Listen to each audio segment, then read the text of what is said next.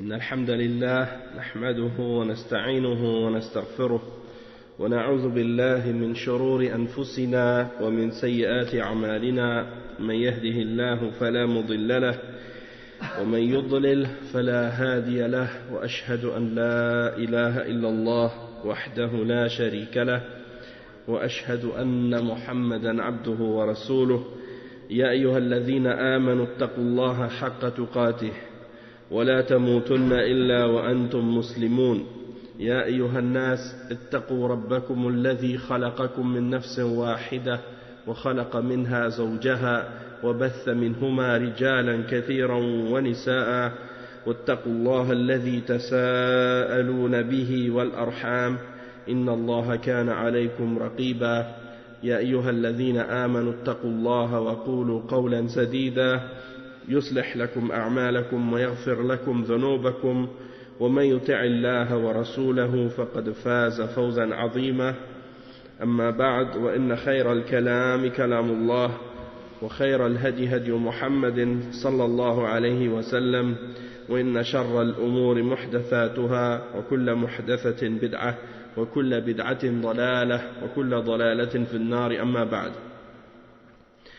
On commence aujourd'hui donc la 7e partie dans la lecture de Al-Usul, Usul al-Sunnah de l'imam Ahmad ibn Hanbal, rahimahullah, avec les commentaires de Cheikh Ahmed al-Najmi, rahimahullah, et on est arrivé à la partie dans Usul al-Sunnah où l'imam Ahmad ibn Hanbal dit « وَلَيْسَ فِي السُّنَّةِ قِيَاسٌ وَلَا تُضْرَبُ لَهَا الْأَمْثَالِ ولا تدرك بالعقول ولا الأهواء وإنما هو الاتباع وترك الهوى.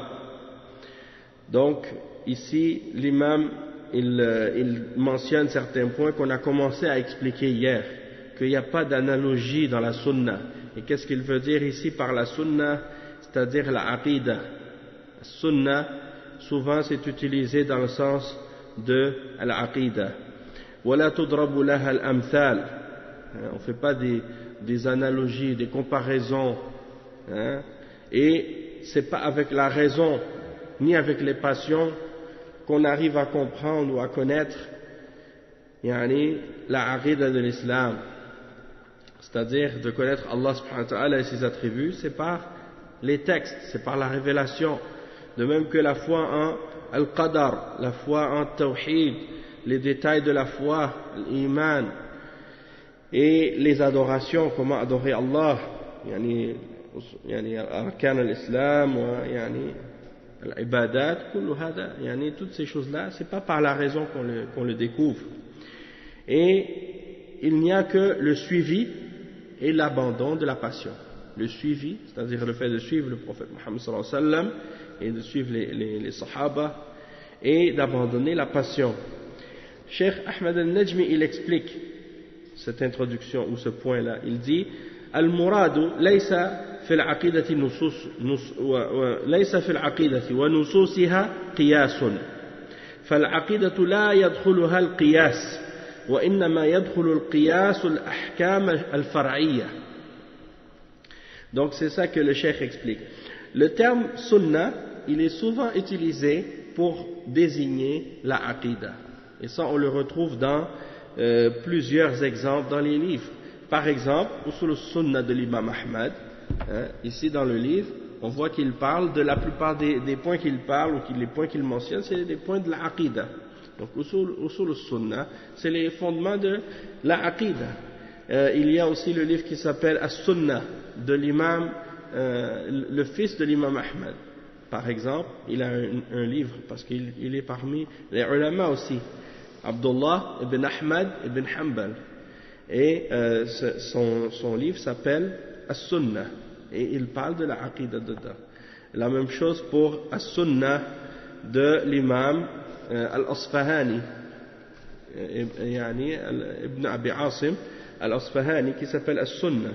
Il y a aussi un livre qui s'appelle As-Sunnah de l'imam qu'on appelle Ibn Abi Zamanayn Al-Andalusi, qui a écrit un livre qui s'appelle aussi As-Sunnah, qui explique les fondements de la aqidah. Il y a aussi le livre As-Sunnah de l'imam Al-Marwazi et le livre As-Sunnah ou Sharh As-Sunnah de l'imam Al-Barbahari. Tous ces livres-là sont des livres qui expliquent la aqidah de Ahl Sunnah wal Jama'a et la position des salafs. C'est pour dire que le terme Sunnah, il faut le comprendre dans ce sens, le sens de la aqidah, le sens de la religion. Et il dit le Cheikh Al-Muradu laysa fil aqidati wa nususiha qiyasun. Donc les questions qui ont rapport avec la aqidah, les textes du Coran et de la Sunna qui sont reliés à la croyance et à la aqidah, il n'y a pas d'analogie dedans. On ne fait pas des analogies. Qu'est-ce qu'on appelle qiyas? Et al-qiyas, c'est, comme le Cheikh il dit, ça rentre uniquement dans les règles qu'on appelle al-ahkam al-far'iyya, c'est-à-dire les règles qui ont rapport avec les adorations, ou les questions qui ont rapport avec, plutôt, les questions qui ont rapport avec le fiqh. Le fiqh. Et pourquoi? Parce que dans le fiqh, il peut y avoir des analogies lorsque il n'y a pas un texte clair ou explicite à propos de quelque chose. Les ulama, ils vont faire qu'est-ce qu'on appelle al-ijtihad. Quand il n'y a pas de texte qui est sarih, qui est yani sahih, sarih, ils font qu'est-ce qu'on appelle al-qiyas, ou bien un ijtihad. Et donc, ils vont faire quoi? Ils vont, par exemple, avoir quelque chose qui arrive, qui est nouveau.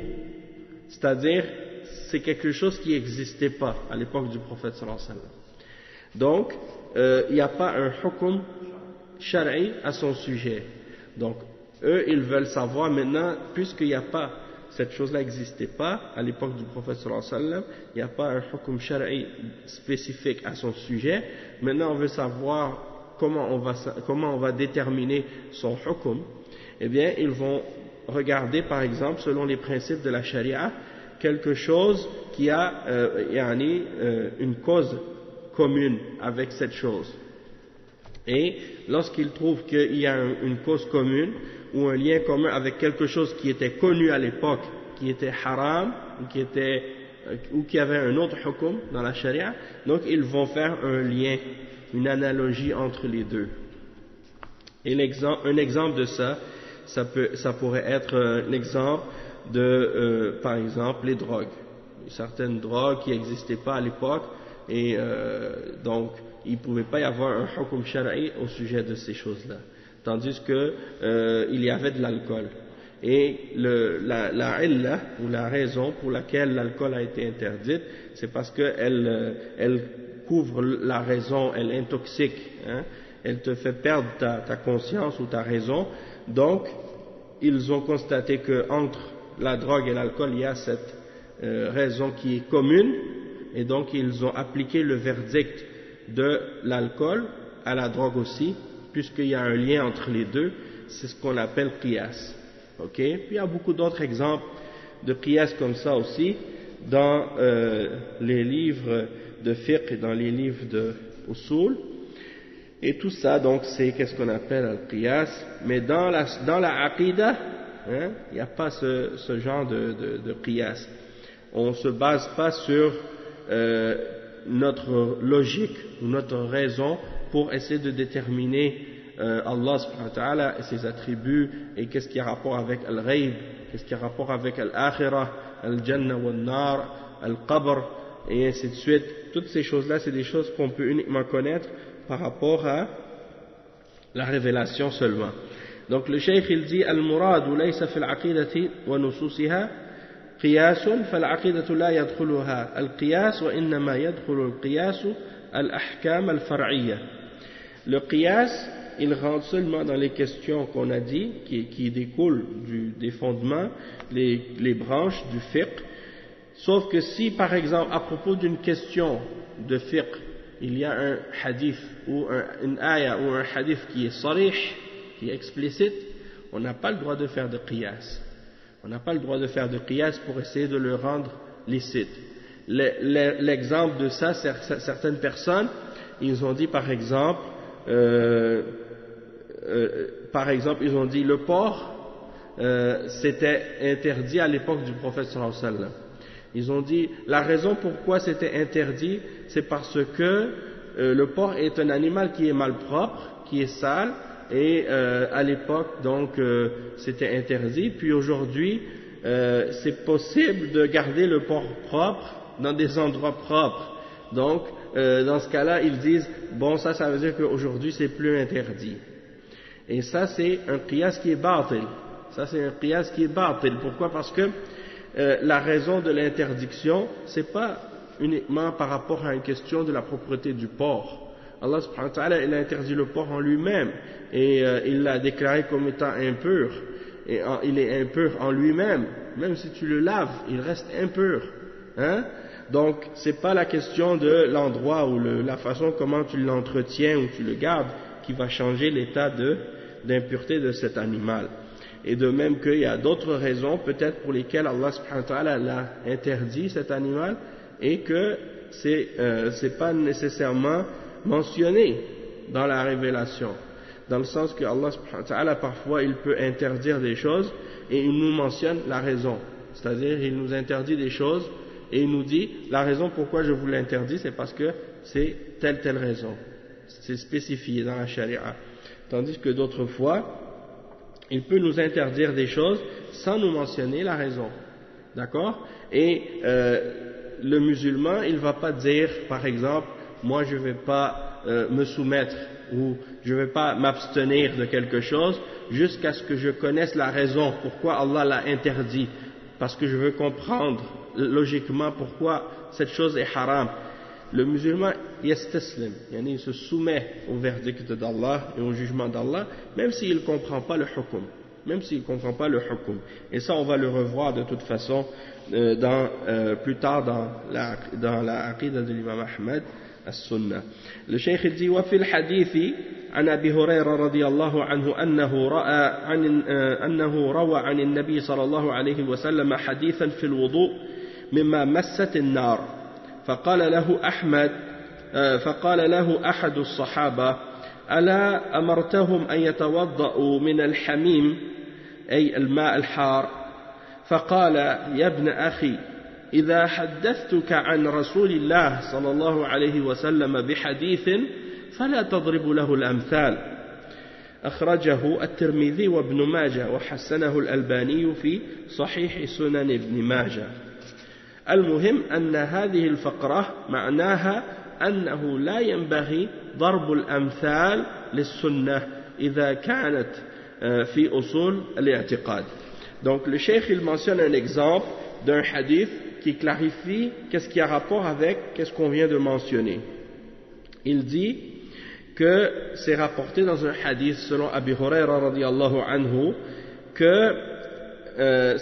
qu'il a rapporté que le prophète sallallahu alayhi wa sallam, c'est-à-dire il a rapporté un hadith du prophète sallallahu alayhi wa sallam à propos du wudu, et c'est-à-dire que le prophète sallallahu alayhi wa sallam avait ordonné de faire le wudu par rapport à qu'est-ce qui a été touché par le feu, c'est-à-dire si une viande ou un animal avait été brûlé ou cuite par le feu, que après ça il disait de faire le wudu après l'avoir fait. Et il dit qu'un des sahaba à ce moment-là a répondu: pourquoi tu ne leur as pas ordonné de faire le wudu par rapport à de l'eau qui a été chauffée, de l'eau chaude? Et il dit, comme s'il s'objectait au hadith qui a été mentionné. Même si ce hadith, il a été abrogé par la suite, mais c'est pour dire que au moment où le hadith a été cité ou a été mentionné, la personne parmi ceux qui ont entendu le hadith, quelqu'un s'est objecté. Il a dit: pourquoi tu leur ordonnes pas de faire le wudu de l'eau chaude par rapport à l'eau qui a été chauffée? Il a dit: oh mon cousin, lorsque je te mentionne un hadith, eh bien ne commence pas à essayer de le frapper par toutes sortes de comparaisons ou d'objections, des différentes comparaisons que tu peux faire pour rejeter le verdict en question. Il dit qu'est-ce qui est important de comprendre dans la signification de la phrase qu'on a lue dans la parole de l'imam Ahmad, c'est qu'il ne faut pas faire des analogies et des comparaisons par rapport à la sunna en se basant sur la logique. Même plusieurs d'entre les ulama, ils ont mentionné que la logique c'est quelque chose que tu peux l'utiliser dans le bien pour découvrir la vérité, pour connaître le haqq de qu'est-ce qui est batil et ainsi de suite. Mais d'utiliser ta raison pour opposer la révélation, pour contredire le verdict du Coran ou pour contredire le verdict de la sunna, dans ce cas-là ça c'est batil, dans ce cas-là c'est pas permis. Et si ta raison ou ce que tu prétends être rationnel contredit la révélation, c'est en réalité que tu as fait une erreur de raisonnement. Tu as fait une erreur de raisonnement. Parce que là, Allah subhanahu wa ta'ala, il ne contredit jamais la vérité dans qu'est-ce qu'il a révélé, ni le prophète Mohammed sallallahu alayhi wa sallam. Et il y a des exemples de ça dans le Coran. Les ulama, ils ont mentionné l'exemple de Iblis. Ils ont dit le premier qui a contredit la révélation en se basant sur sa logique, c'est Iblis. Parce que, qu'est-ce qui est arrivé? C'est que Allah subhanahu wa ta'ala lui a ordonné de se prosterner. Et lorsque Allah subhanahu wa ta'ala ordonne quelque chose, on n'a pas le droit de s'objecter à l'ordre d'Allah subhanahu wa ta'ala. Mais lui, il a dit à Allah subhanahu wa ta'ala, tu m'as créé de feu et tu l'as créé de terre. Je suis meilleur que le feu. Le feu est meilleur que la terre. C'est un raisonnement logique. Il considère que le feu est meilleur ou il a plus de valeur que la terre. Alors il a refusé de se prosterner à cause de ça. Et donc il a été banni, il a été maudit à cause de ça. Et pourtant, comme des ulama ont mentionné, la terre, sur plusieurs points, elle est meilleure que le feu. Et le feu, il détruit tout. Même s'il a des bons côtés aussi, mais il peut aussi faire beaucoup de mal. Tandis que la terre, eh bien, elle peut éteindre le feu, elle peut faire beaucoup d'autres bonnes choses. Donc, sur quoi il se base pour dire que le feu est meilleur que la terre? C'est pas, c'est pas quelque chose un argument vraiment solide. Mais il prétendait que c'était rationnel. Il y a beaucoup d'exemples aussi que les mouchriquines qui adorent des idoles. Tous ceux c'est comme certains des salafs ont dit, les idoles n'ont pas été adorées, excepté à cause justement du qiyas, ou ce genre de faux qiyas qui ont été établis. L'exemple de qiyas que les mouchriquines font, quand ils justifient l'adoration des idoles, ils prétendent que c'est un moyen de représenter une chose qu'ils adorent, comme s'ils disent on passe par l'intermédiaire de cette statue pour arriver à Dieu. Pourquoi? Parce que nous on est des pécheurs, puis étant donné qu'on est des pécheurs, qu'on fait des péchés, toutes sortes de choses comme ça, donc on ne peut pas aller directement à Allah subhanahu wa ta'ala parce qu'on n'est pas pur. Donc on passe par l'intermédiaire de certaines personnes qui ont été pieuses, qui ont fait beaucoup de bonnes choses, qui ont été vertueux, et en passant par l'intermédiaire de ces êtres-là, eux, ils vont faire passer nos prières à Allah subhanahu wa ta'ala par la suite. C'est la manière par laquelle ils essaient de justifier le shirk qu'ils font. Il y a d'autres également, parmi les mushrikines, comme les hindous par exemple, eux ils disent Allah il est partout, il est dans toutes choses. Donc si tu adores l'idole, ou tu adores la statue, c'est comme si tu adorais Allah à travers cette idole. Donc pour eux c'est pas grave de le faire, pour eux ils pensent que ça c'est pas du shirk. Alors que c'est ça ce que Allah subhanahu wa ta'ala a interdit, et c'est ça ce qu'il a déclaré comme étant shirk, et c'est ça ce que le prophète sallallahu alayhi wa sallam a combattu. Donc c'est pour cette raison qu'on voit que n'importe quelle personne qui fait quelque chose de faux, il va toujours essayer de justifier ce qu'il fait par quelque chose de rationnel, ou qu'il prétend être rationnel. Même l'exemple qui est mentionné dans le Coran à propos de la viande. Les mouchriquins, ils disaient aux musulmans, pourquoi vous mangez la viande que vous tuez vous-même, mais vous ne mangez pas la viande que Allah subhanahu wa ta'ala a tuée? de l'animal que Allah a tué lui-même. Donc c'était un argument qu'ils utilisaient pour essayer de rejeter la vérité. Parce que Allah subhanahu wa ta'ala a interdit de manger la bête morte, et que ça c'est le mayta, et que c'est pas permis. Donc eux ils ont dit, vous mangez la viande que vous tuez vous-même, mais la viande que Allah subhanahu wa ta'ala a fait mourir, vous la mangez pas. Et Allah subhanahu wa ta'ala a dit dans le Coran, à propos de ça justement, qu'ils veulent argumenter et débattre avec vous, pour vous faire dévier de l'ordre d'Allah. Et il dit dans le verset وَإِنْ أَطَعْتُمُوهُمْ إِنَّكُمْ لَمُشْرِكُونَ. Si vous les obéissez dans ce qu'ils vous ordonnent de faire, c'est-à-dire de contredire la révélation en vous basant sur ce que vous pensez être raisonnable ou rationnel, dans ce cas-là, vous allez devenir des mouchriquines comme eux.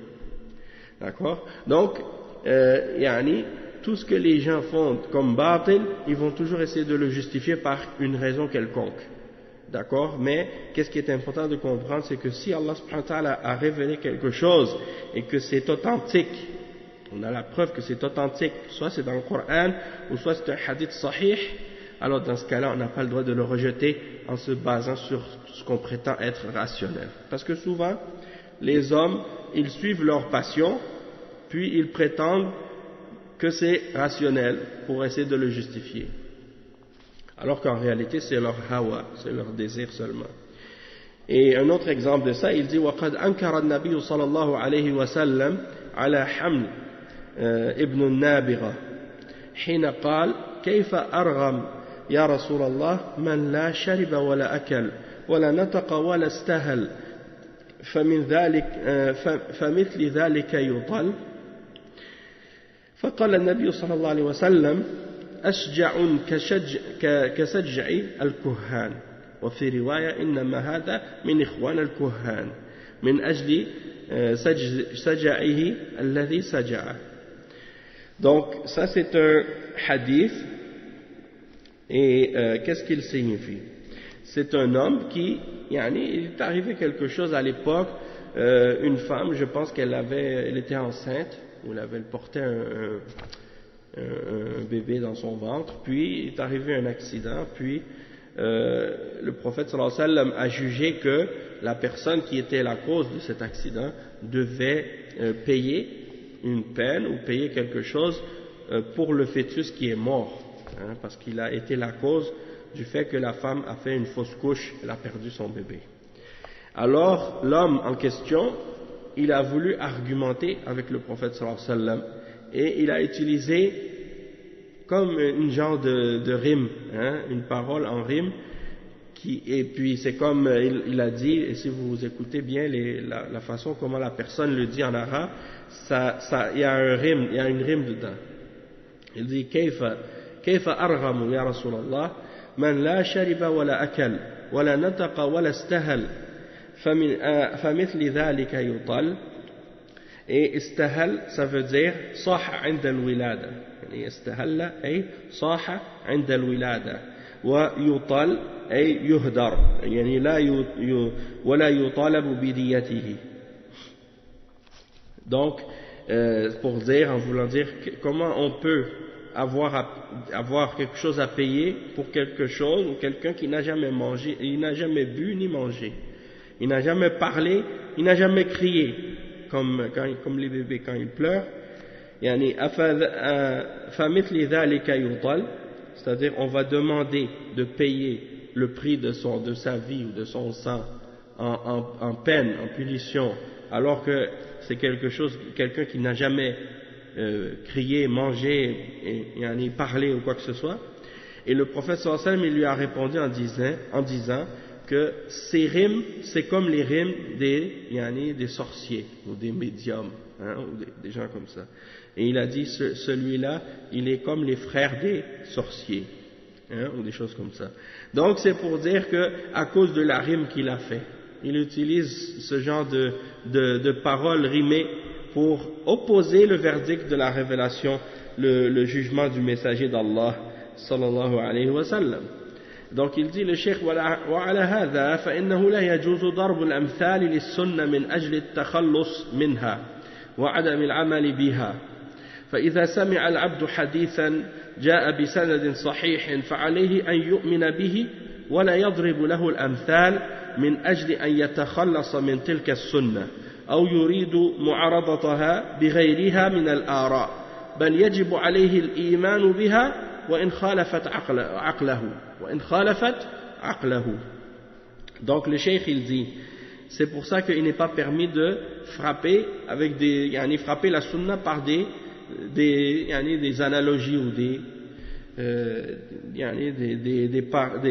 ce genre de pensée ou d'idées comme ça pour opposer la sunna. Il dit, beaucoup de gens ils essaient de se débarrasser du verdict de la charia et de ne pas le mettre en application par ce genre d'attitude ou ce genre de comportement. Tu dis par exemple, il y a des gens, surtout à notre époque, ceux qu'on appelle les modernistes ou al-aqlaniyoun, les rationalistes ou les modernistes. Tout ce que tu leur mentionnes quelque chose dans la religion, ils ramènent tout le temps une excuse pour ne pas l'appliquer ou ne pas le suivre. Tu dis par exemple, la femme elle doit porter le hijab, elle doit se voiler. Ils vont dire par exemple, oui mais ça c'est à l'époque du prophète sallallahu alayhi wa sallam, quand il y avait des guerres, les femmes il fallait qu'elles se couvrent et ainsi de suite. Comme si le verdict, ils essaient de prétendre qu'il a changé à cause de quelque chose qui a rapport avec le temps. Quelqu'un, tu lui mentionnes un hadith, ya akhi, le prophète sallallahu alayhi wa sallam, il a dit, laisse pas tes vêtements dépasser la cheville, ça ne doit pas dépasser la cheville. Ma asfal al-ka'bayni fa fin nar. Alors la personne elle te dit, comment Allah il va me mettre dans l'enfer juste parce que j'ai mis mes pantalons en bas de la cheville, hein? Juste pour ça? Yani subhanallah. Est-ce que c'est à nous de déterminer qu'est-ce qui mérite quel châtiment, hein? C'est-à-dire qu'on va dire avec notre raison telle chose elle mérite tel châtiment, mais si tel châtiment est mentionné pour tel péché, dans ce cas-là ça c'est exagéré ou bien ça devrait pas être. Et Allah subhanahu wa ta'ala il mentionne dans le Coran justement à propos de ce genre d'attitude, il dit يحسبونه هينا وهو عند الله عظيم. Ils pensent que c'est quelque chose d'insignifiant ou de pas grave, alors que pour Allah c'est très grave et c'est immense pour Allah. Donc pour dire que les salafs ils disaient, ne regarde pas la petitesse de ton péché, mais regarde la grandeur de celui que tu désobéis.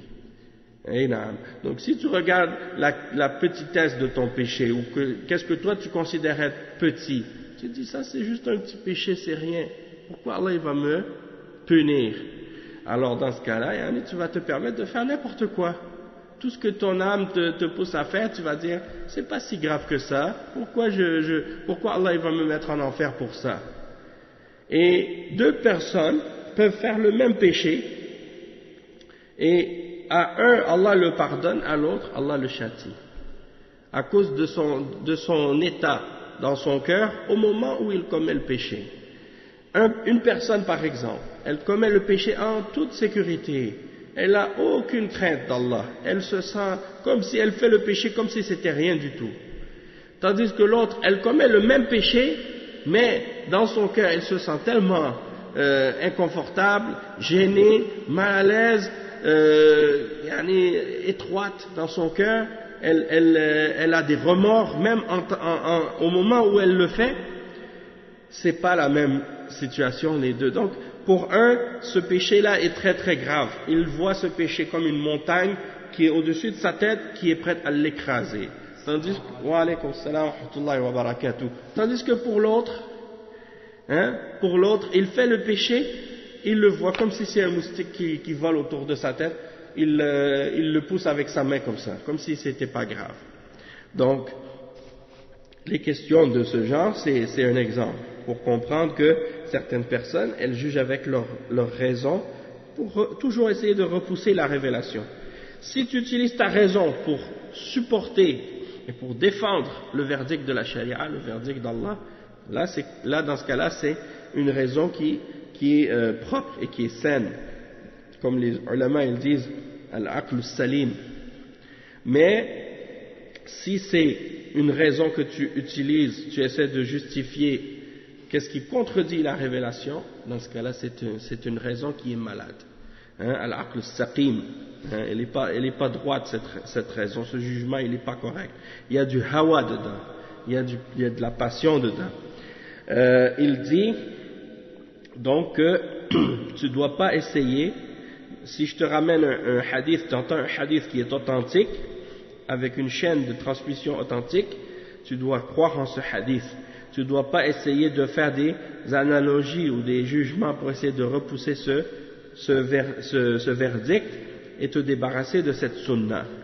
Et essayer de l'opposer. Opposer la sunna en amenant tes propres opinions.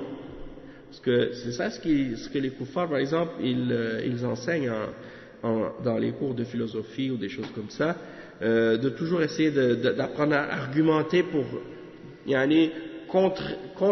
contre-argumenter. Lorsqu'on t'amène un argument, toi tu ramènes un contre-argument pour essayer de réfuter les propos qu'on te dit. Si c'est les propos d'une personne ordinaire, comme moi ou quelqu'un d'autre, oui, on peut le rejeter si c'est faux. Tandis que si c'est la parole d'Allah, subhanahu wa ta'ala, ou le messager, sallallahu alayhi wa sallam, dans ce cas-là, non. Et c'est pour ça qu'on dit toujours, après le messager d'Allah, il n'y a personne qui est ma'soum, qui est infaillible. Et l'imam Malik, il disait, kullun yu'khaz min qawlihi wa yurad illa sahibu hadha al-qabr. On peut prendre ou rejeter la parole de quiconque, excepté celui qui est dans cette tombe.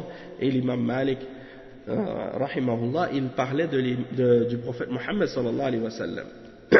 Donc, dans ce cas-là, oui, si c'est autre que le messager d'Allah, tu peux argumenter et repousser son verdict si ce qu'il dit c'est faux. Mais si ça vient d'Allah et de son messager, tu ne peux pas l'opposer, parce que c'est la vérité. Automatiquement que c'est authentique, c'est la vérité. Et tu ne dois pas le rejeter avec tes opinions personnelles.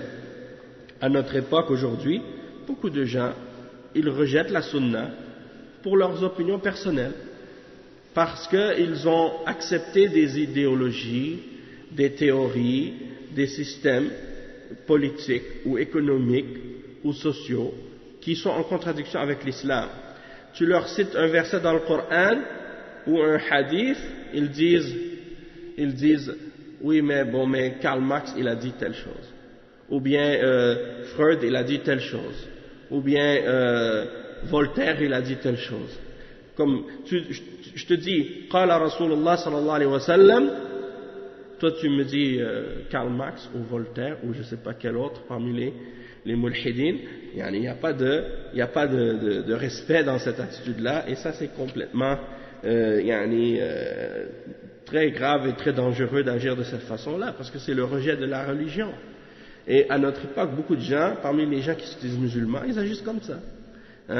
Et ils pensent qu'il n'y a pas de problème. Tu peux être musulman, puis rejeter la parole d'Allah, rejeter la parole du messager, sallallahu alayhi wa sallam, et puis ça dérange, pour eux, c'est pas grave. Ça ne dérange pas de faire ça. Alors que c'est du kufr, c'est de la mécréance d'agir comme ça. D'accord? Et lorsque la parole du messager vient, on n'a pas le droit de mettre la parole de quiconque au-dessus de la parole du messager Muhammad sallallahu alayhi wa sallam. Peu importe qui cette personne peut être. Peu importe qui cette personne peut être. Et il dit bal yajibu alayhi al-iman biha wa in khalafat aqluhu. La personne dit moi là ça rentre pas dans ma tête, ça c'est pas logique pour moi. Malgré que tu trouves que c'est pas logique, ou tu penses que c'est pas logique, tu penses que c'est en contradiction avec ta raison, tu dois l'accepter et tu dois y croire. Si ça vient d'Allah, ça vient de son messager sallallahu alayhi wa sallam et c'est authentique, tu dois t'y soumettre. Tu dois t'y soumettre, parce que c'est ça être musulman, c'est être un esclave d'Allah, de se soumettre à Allah. Et parfois tu peux penser quelque chose est logique alors que c'est une erreur que tu as fait toi dans ton raisonnement. Et donc, comme on dit, ittahim nafsak, ittahim aqlak, la tattahim al-shar', accuse ta raison de faiblesse, accuse ton raisonnement de faiblesse, accuse pas la révélation d'Allah subhanahu wa ta'ala. Il dit فمثلا الحديث الذي رواه البخاري من حديث أبي هريرة رضي الله عنه قال جاء ملك الموت إلى موسى ابن عمران عليه السلام فقال له يعني أجب ربك قال فلطم موسى عليه السلام عين الملك ففقأها قال فرجع الملك إلى الله فقال إنك أرسلتني إلى عبد لك لا يريد الموت وقد فقأ عيني قال فرد الله عليه عينه وقال ارجع إلى عبدي فقل له الحياة تريد فإن كنت تريد الحياة فضع يدك على متن ثور يعني متن ثور il explique ici il dit أي ظهر يعني أي على ظهره أو على متن ظهره فما وارت يدك من شعرة فإنك تعيش بها سنة قال ثم ما قال ثم تموت قال فالآن من قريب ربي أدنني من الأرض المقدسة رمية بحجر donc أي بحيث لو رمى رام حجرا من الموضع لوصل إلى بيت المقدس donc il dit فربما أن بعض الناس يدفعهم الاستبعاد لمثل هذا إلى عدم تصديق عقولهم فيظهرون تكذيبه مع أنه حديث صحيح رواه البخاري في صحيحه ولا يجوز للمسلم أن يكذبه. Donc le cheikh il explique ici que il y a un hadith qui a été rapporté par l'imam al-Bukhari selon Abi Huraira radiyallahu anhu. Il dit que l'ange de la mort est venu à Moussa alayhi salam et il a dit réponds à ton Seigneur. Réponds à ton Seigneur. Alors qu'est-ce que Moussa a fait? Il a frappé l'œil de l'ange de la mort et il lui a comme s'il lui a brisé son œil ou cassé son œil, quelque chose comme ça. Alors il est retourné à Allah, l'ange est retourné à Allah et il a dit tu m'as envoyé à ton serviteur et il ne veut pas mourir, alors il m'a frappé mon œil. Alors Allah subhanahu wa ta'ala lui a remis son œil, lui a arrangé son œil et il a dit retourne à mon Seigneur et dis-lui est-ce que tu veux vivre? Si tu veux vivre, alors mets ta main sur ala matni thawrin, c'est sur le dos d'un bœuf ou quelque chose comme ça. Puis qu'est-ce que tu peux tirer comme poil? Alors tu vas vivre le nombre de poils pour chaque année, le nombre de poils que tu as pris. Il a dit et ensuite il a dit après tu vas mourir. Alors il dit rapproche-moi de la terre sainte pour que je puisse l'atteindre par une lancée d'une pierre. Et en fait il dit qala Rasulullah sallallahu alayhi wa sallam, le messager d'Allah sallallahu alayhi wa sallam a dit par Allah لو أني عنده لأريتكم قبره إلى جانب الطريق عند الكثيب الأحمر. Il dit si on était proche, je vous aurais montré sa tombe près du chemin, près de Al-Kathib Al-Ahmar, Al-Kathib Al-Raml Al-Mujtama, donc près du sable rouge, quelque chose comme ça. Il dit que peut-être certaines personnes ne vont pas accepter ce hadith ou vont le repousser, vont trouver que c'est quelque chose de surprenant ou d'étonnant et leur logique ne veut pas l'accepter. Et ils vont commencer à démentir ce genre de hadith. Il dit malgré que ce hadith il est authentique, il est rapporté par Al-Bukhari dans son Sahih et donc il n'est pas permis aux musulmans de le rejeter. Et la raison pourquoi le cheikh il cite ce hadith en particulier, c'est parce qu'il y a certains, justement parmi ceux qu'on appelle les aqlaniyin, qui ont rejeté ce hadith-là. Ils ont dit, mais comment un prophète d'Allah, il peut, comme si, frapper l'ange de la mort et refuser de mourir ou des choses de ce genre. D'accord? Donc, il rejette le hadith, alors que le hadith, il est sahih, il est authentique. Donc, même si toi tu le comprends pas, ou tu sais pas pourquoi Moussa alayhi salam il a agi de cette façon-là, ça veut pas dire que toi tu as le droit de le rejeter, ce hadith-là.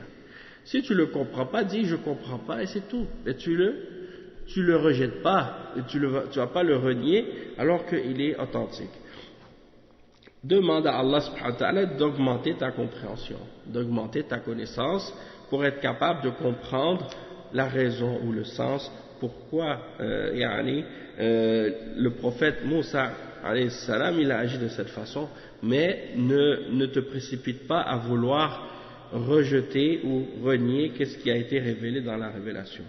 Pourtant il y a des individus comme par exemple Muhammad al-Ghazali ou d'autres penseurs islamiques comme ça qui à notre époque ont rejeté ce genre de hadith. L'exemple du hadith du prophète sallallahu alayhi wa sallam dans lequel il dit لن يفلح قوم ولوا أمرهم امرأة ولوا أمرهم امرأة. Ils ont rejeté ce hadith.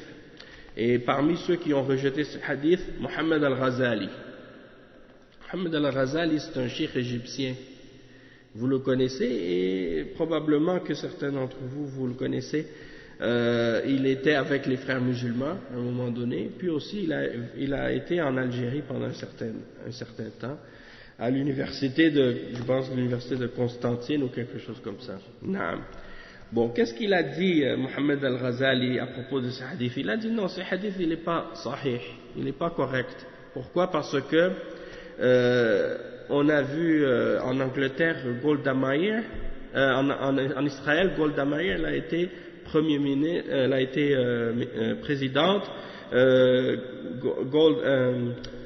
Margaret Thatcher en Angleterre elle a été présidente ou premier ministre, et on n'a pas vu que ces pays-là ont par exemple eu disons des mauvaises situations ou qu'ils n'ont pas eu une bonne économie ou des choses comme ça. Ils ont dit le PIB de leur pays était très fort ou je sais pas quoi.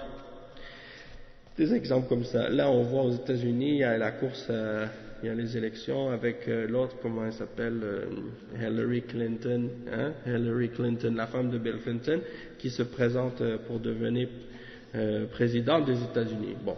Si elle est élue, bon, ça va être la première femme qui va être élue comme présidente aux États-Unis. Est-ce que ça veut dire que le hadith il est faux? Le hadith il est sahih, il est dans Sahih al-Bukhari et il est rapporté par Abi Bakra qui est un des Sahaba. Donc le hadith est sahih. Eux ils ont commencé à même insulter et parler contre Abi Bakra, le Sahabi, pour essayer de rejeter les hadiths sahih. Et ils essaient de se baser sur le fait qu'ils ont une économie forte pour dire ce hadith il est faux. Alors que le hadith, est-ce que c'est un hadith qui parle du succès sur le plan économique, ou bien al-falah, c'est beaucoup plus large que seulement avoir un PIB élevé. Donc, c'est pour cette raison-là qu'il faut comprendre que les pays où il y a par exemple beaucoup de problèmes moraux et la société, il y a beaucoup de corruption, beaucoup de désordre social, même s'ils ont un PIB élevé, mais souvent ça veut rien dire. Les gens ils ont de l'argent mais ils ne sont pas heureux, ils ne vivent pas une vie qui est honorable. Ils vivent dans l'égarement, la débauche, toutes sortes de péchés, toutes sortes de choses mauvaises. Donc on ne peut pas dire que ces gens-là, ils ont le falah. Surtout que c'est des gens qui sont dans le kufr, dans le shirk, toutes sortes d'égarements. Donc ça c'est très important à comprendre. Et puis le prophète sallallahu alayhi wa sallam, il est comme on dit, celui qui ne parle pas selon sa passion. Il parle selon la révélation. Qu'est-ce que Allah lui révèle? Et dans l'islam, la femme, elle ne peut pas avoir le poste de juge ou bien le poste de dirigeant d'un pays ou d'un chef d'État. Ça, c'est des choses qui sont connues. Et une des raisons de ça aussi, c'est parce que la femme, le chef de l'État dans l'islam, c'est aussi celui qui dirige la prière, c'est aussi celui qui fait le khutbah de Jumu'ah, puis il fait le khutbah Eid. En principe, à l'époque des salafs, c'était comme ça, même si aujourd'hui c'est plus le cas dans plusieurs pays, mais quand même, si c'était une femme, elle ne pourrait pas diriger la prière, elle ne pourrait pas faire la khutbah ou des choses comme ça. Et pour d'autres raisons aussi. Allah subhanahu wa ta'ala, il n'a pas donné ce rôle-là à la femme. Il a donné à la femme d'autres rôles. Et ça n'empêche pas que la femme, elle peut, malgré tout, quand même, conseiller son mari, si son mari est un dirigeant, lui donner des bons conseils, et puis lui, il peut profiter de son jugement et de son intelligence, si c'est une femme qui est intelligente. Mais ça ne veut pas dire qu'elle a besoin elle-même d'être au pouvoir ou qu'elle a le droit d'être au pouvoir. Ça, c'est très important de comprendre. Et parfois même des gens qui sont proches des dirigeants, ils ont plus de pouvoir que le dirigeant lui-même. Quand ils ont, ils donnent conseil et ils ont une influence importante. Donc c'est important de comprendre que la femme, elle peut avoir un rôle. Elle a toujours eu des rôles. Même il y a eu à certains moments dans l'histoire des guerres à cause des femmes. Souvent dans le passé, alors que si on dit que les femmes n'avaient pas de pouvoir politique ou n'avaient pas de rôle politique ou social, mais elles avaient quand même toujours une grande influence dans la vie des hommes. Donc de penser que si elle n'est pas au pouvoir, elle ne joue pas un rôle important dans la société, ça c'est tout à fait faux. Il y a beaucoup d'autres façons par lesquelles elle peut avoir un rôle à jouer dans la société.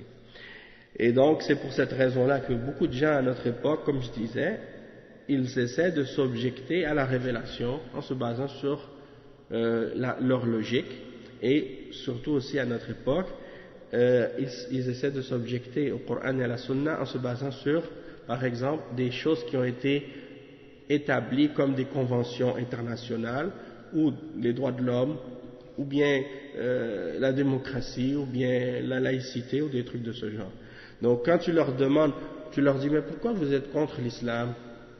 Ils vont dire, on est contre l'islam parce que l'islam ne respecte pas l'égalité entre l'homme et la femme. Ou on est contre l'islam parce que l'islam ne respecte pas la liberté, comme eux ils la conçoivent. Ou ils disent, on n'est pas d'accord avec l'islam parce que l'islam ne respecte pas la démocratie comme nous on la conçoit, ou des choses comme ça. Donc nous on dit à ces gens-là, c'est que la même chose que qu'est-ce qu'on a expliqué au tout début. Toute chose qui vient en opposition ou en contradiction avec la révélation d'Allah, que ce soit dans le Coran ou dans les paroles du messager d'Allah, sallallahu alayhi wa sallam, on n'a pas le droit de le prendre. On n'a pas le droit de le prendre. C'est-à-dire que si ça vient en contradiction avec le Coran et la Sunna, on le met de côté. Parce que la parole d'Allah, subhanahu wa ta'ala, elle n'est que la vérité. Et la parole du messager d'Allah, Muhammad sallallahu alayhi wa sallam, elle n'est que la vérité. Donc s'il y a quelque chose que les hommes ont inventé ou écrit, et ils prétendent que c'est rationnel ou que c'est la raison, et que ça vient en contradiction avec qu'est-ce que Allah a révélé, et qu'est-ce que le messager d'Allah, Muhammad sallallahu alayhi wa sallam, a révélé, dans ce cas-là, on ne le prend pas. Hein? On n'a pas le droit d'opposer la révélation par notre logique ou par notre raison, ou qu'est-ce qu'on peut penser.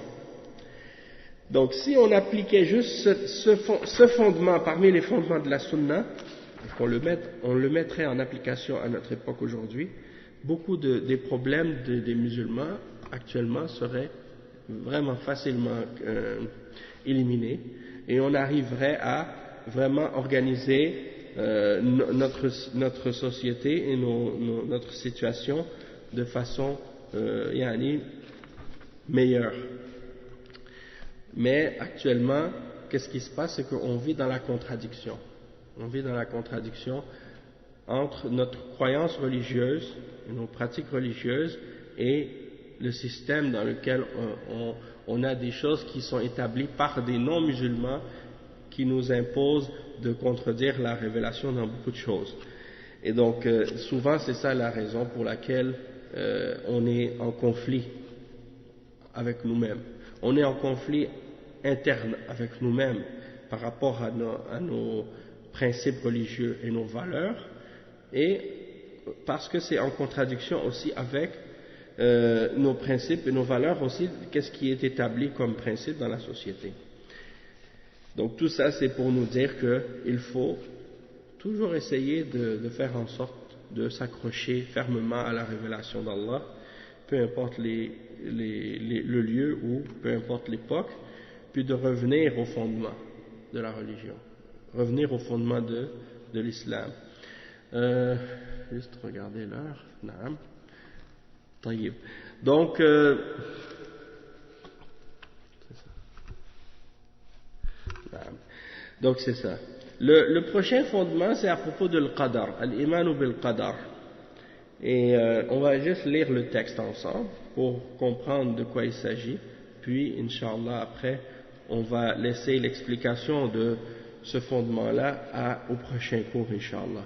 Mais il dit, l'imam Ahmad, وَمِنَ السُنَّةِ اللَّازِمَةِ التي من ترك منها خصلة لم يقبلها ويؤمن بها لم يكن من أهلها الإيمان بالقدر خيره وشره والتصديق بالأحاديث فيه والإيمان بها لا يقال لما ولا يقال كيف وإنما هو التصديق والإيمان بها ومن لم يعرف تفسير الحديث ويبلغه عقله فقد كفي ذلك وأحكم له فعليه الإيمان به والتسليم له وهذا وعد تصديق عقولهم وهذا وعدم تصديق عقولهم له وأنهم يكذبون به مع أنه حديث صحيح ولا يجوز للمسلم أن يكذب بمثل هذا ولا يجوز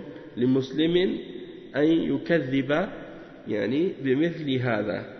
Donc qu'est-ce qu'on a expliqué, ça revient encore ici et de façon plus spécifique du fait que là le cheikh l'imam Ahmad ibn Hanbal rahimahullah, il dit parmi les éléments de la sunna qui sont obligatoires et que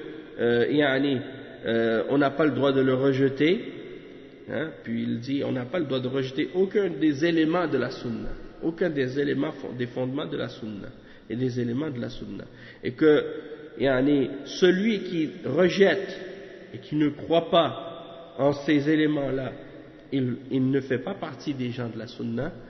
L'exemple de ça, c'est la foi en la prédestination, la foi en le décret divin et la prédestination. Et il dit, c'est-à-dire ce qui a été prédestiné par Allah, que ce soit quelque chose qui a été prédestiné qui fait partie du bien ou du mal, que ce soit quelque chose qui a été prédestiné par Allah qui fait partie du bien ou du mal, et de croire en les hadiths qui ont été mentionnés à ce sujet-là, et d'avoir la foi en ces hadiths, et de ne pas poser la question pourquoi, hein, ou bien comment, mais uniquement de reconnaître la vérité de ces textes et de ces hadiths, et d'avoir la foi en ces textes. Comme par exemple, il y a des gens qui posent toujours la question, pourquoi Allah il m'a créé de telle façon? Pourquoi Allah il m'a fait pauvre? Pourquoi Allah il m'a fait riche? Pourquoi Allah il m'a fait comme ci ou comme ça, hein? On n'a pas le droit de poser la question pourquoi à propos du qadar et à propos de qu'est-ce que Allah a décrété et qu'est-ce qu'il a prédestiné. Il faut juste l'accepter, hein? Et la même chose à propos des noms et des attributs, on ne demande pas comment à propos d'Allah, comment il est, hein? Comment est Allah, comment est sa main, comment sont ses yeux, comment est son visage, comment il s'élève au-dessus de son trône, des choses de ce genre. On n'a pas le droit de poser cette question parce qu'il ne nous l'a pas dit, et donc on ne peut pas le comprendre. Et donc la seule chose qu'on doit faire, c'est d'y croire. Et il dit, celui qui ne connaît pas l'interprétation ou la compréhension correcte d'un hadith et que sa raison n'arrive pas à cerner ou à comprendre la signification de ce hadith, alors il doit uniquement croire en ce hadith-là et se soumettre à ce qui est dans le hadith. Et si lui ne le comprend pas, il doit savoir que il y a d'autres que lui qui peut-être l'ont compris Et donc il doit se limiter à ce qu'il peut comprendre, et ce qu'il ne comprend pas, il le remet à Allah subhanahu wa ta'ala. Il dit, et ça c'est que le musulman, s'il n'arrive pas à comprendre quelque chose, il ne doit pas le rejeter. Hein, il dit, si sa raison n'est pas capable de le comprendre, il ne doit pas le rejeter. Si c'est un hadith authentique, le musulman il n'a pas le droit de démentir les choses de cette façon-là. D'accord? Et par exemple, par rapport au qadar, les choses qu'on va expliquer demain, Inch'Allah, vous allez voir que les ulama, ils ont clarifié les questions qui ont rapport avec le qadar de façon très claire. Et que le qadar, ça implique de croire que Allah subhanahu wa ta'ala, premièrement, il sait toutes choses. Hein, il sait toutes choses. Il connaît le passé, il connaît le présent et l'avenir. Il connaît même ce qui n'a pas été. Et si cette chose aurait été, comment elle aurait été. Hein? Donc il connaît tout. Et en même temps aussi, tout ce qui va arriver jusqu'au jour de la résurrection, il l'a écrit dans un livre. Hein? Fait al-lawh al-mahfouz. Donc tout a été écrit dans la table préservée. Ça veut dire qu'on doit croire en ça, que ce que Allah, ce qu'il a prédestiné pour nous, tout ça, ça a été écrit. C'est ça ce que les gens appellent souvent al-maktoub. Qu'est-ce qui a été écrit, hein? Al-maktoub. Parce que Allah subhanahu wa ta'ala, il a écrit tout ce qui va arriver, il a écrit tout ce qui va arriver jusqu'à la fin des temps. Et dans le hadith, c'est écrit que il a écrit la prédestinée de tout ce qui va se produire dans les cieux et sur la terre, et jusqu'à la fin des temps, 50 000 ans avant la création des cieux et de la terre. 50 000 ans avant d'avoir créé les cieux et la terre, il a tout écrit ce qui va arriver jusqu'à la fin des temps. Et ça, c'est dans le hadith qui est rapporté par l'imam Muslim, selon Abdullah ibn Amr. D'accord? Donc ça, c'est le deuxième point par rapport à la foi en Al-Qadar. Le troisième point, c'est qu'il faut croire que tout ce qui se produit dans l'univers, de bien ou de mal, c'est parce que Allah subhanahu wa ta'ala l'a voulu. Dans le sens qu'il n'y a rien qui peut se produire sans que Allah l'ait voulu. Il n'y a rien qui sort de la volonté d'Allah subhanahu wa ta'ala. Dans le sens qu'il n'y a pas quelque chose qui peut se produire, puis tu vas dire, hein, cette chose-là s'est produite, mais Allah ne le voulait pas. Ça, c'est pas possible. Parce que Allah subhanahu wa ta'ala, il est le tout-puissant. Et donc, il contrôle toutes choses. Il n'y a pas une goutte d'eau qui peut tomber du ciel, ou une feuille qui peut tomber d'un arbre, ou un atome qui peut bouger, excepté que c'est lui qui l'a voulu. Et que c'est par sa permission et par son pouvoir que cette chose-là se produit. Et donc ça, c'est fondamental, il faut comprendre ça. Mais d'un autre côté aussi, il faut comprendre qu'il y a des choses qui peuvent se produire, et ça ne veut pas dire que Allah subhanahu wa ta'ala a voulu que Allah subhanahu wa ta'ala l'aime nécessairement. Il peut permettre que certaines choses se produisent qu'il n'aime pas. Hein? Il peut permettre que certaines choses se produisent qu'il n'aime pas. Et la raison pourquoi il permet à certaines choses qu'il n'aime pas de se produire, parce qu'il y a une sagesse derrière. Parce qu'il veut mettre les hommes à l'épreuve et les tester. Et donc, il nous a fait connaître ce qu'il aime et ce qu'il n'aime pas par sa révélation. Par sa révélation, il nous a fait savoir qu'est-ce qu'il aime et qu'est-ce qu'il n'aime pas. Puis, il a prédestiné des choses qui se produisent dans l'univers. Certaines de ces choses-là, il les aime, certaines de ces choses-là, il les aime pas. Par exemple, il n'aime pas le kufr. Allah n'aime pas le shirk. Mais il y a du kufr qui se produit, et il y a du shirk qui se produit. Et il a permis que ce kufr se produise, ou que le shirk se produise, pour une sagesse qui est bonne. Hein? La même chose, il n'aime pas Iblis, mais il a permis que Iblis existe. Hein? Et il l'a créé, c'est lui qui l'a créé. Il l'a créé pour une sagesse.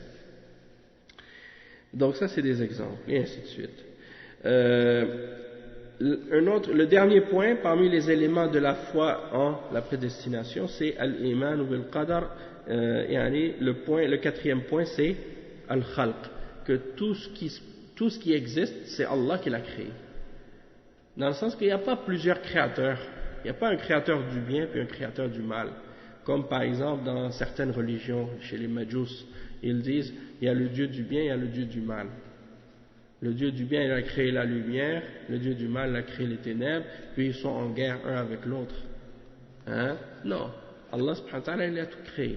Il a créé tout ce qui existe, le bien et le mal. Et Allah subhanahu wa ta'ala, comme les ulama ils expliquent, il n'a pas créé un mal qui est pur. C'est-à-dire un mal qui est totalement mal, qu'il n'y a aucun bien dedans. Non. Même dans le mal qu'il a créé, il y a toujours quelque chose qui va être bon. D'accord? Et c'est pour mettre comme on a dit, pour mettre les hommes à l'épreuve. Et tout ce qu'il a créé, c'est tout ce qu'on nous-mêmes, qu'est-ce qu'on crée, c'est Allah qui le crée. Allah subhanahu wa ta'ala dit Wallahu khalaqakum wa ma ta'malun. Wallahu khalaqakum wa ma ta'malun. Et donc Allah il nous a créé et ce que nous faisons. Donc il a créé nos œuvres, il a créé nos actes, nos actions, il les a créées. Mais il y a une différence entre les créer et les faire. Par exemple, Allah subhanahu wa ta'ala a créé la nourriture. Il a créé la nourriture, il a créé l'acte de manger. Mais lui, Allah subhanahu wa ta'ala, il ne mange pas. Il n'a pas besoin de manger. Wa huwa yut'imu wa la yut'am. C'est lui qui nourrit. Lui, il n'a pas besoin d'être nourri. Donc c'est pour ça que il faut comprendre tous ces points-là, c'est très important. Et on va élaborer un peu plus là-dessus, bi'idhnillah, demain, insha'Allah. Subhanakallahumma bihamdik, ashhadu an la ilaha illa ant, astaghfiruka wa atubu ilayk, wa sallallahu wa sallam ala nabiyyina Muhammad, wa ala alihi wa sahbihi ajma'in. Alhamdulillah rabbil alamin.